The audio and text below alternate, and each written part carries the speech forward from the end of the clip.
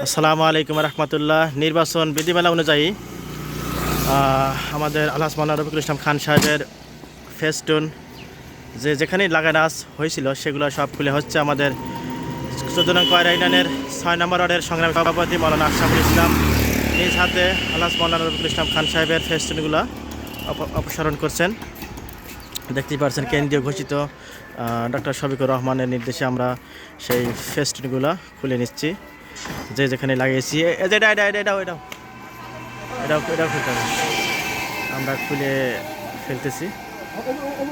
নির্বাচনের বিধিমালা নির্বাচন কমিশনের ঘোষিত তফসিল ঘোষণার 48 ঘন্টার মধ্যে আমাদের এগুলো অপসারণ করতে হবে। সেই নির্দেশনা অনুযায়ী আমরা আমাদের নমিনি উল্লাপাড়া সলঙ্গা আসনের আলহাজ মাওলানা রফিকুল ইসলাম খান সাহেবের ফেস্টুন আমরা খুলে নিচ্ছি। দেখতেই পাচ্ছেন আমাদের সাথে আছে 14 নং কয়রা ইউনিয়ন শাখার সংগ্রামী সভাপতি মামাতুল ইসলাম আকন্দ সহ 14 নং কয়রা ইউনিয়ন শাখার অফিস সম্পাদক মোহাম্মদ সাদ্দাম সহ এবং 6 নং ওয়ার্ডের সভাপতি মাওলানা আশরাফুল ইসলাম। তিনি নিজেই চগবে গাছে উঠে ফেস্টুনগুলো অপসারণের কাজে তিনি লেগে পড়ছেন। দেখতেই পাচ্ছেন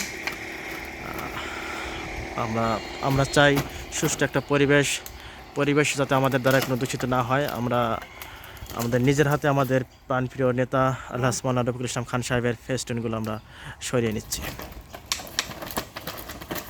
দেখতেই পাচ্ছেন তার কাটা মারা আছে তো খুলছে না।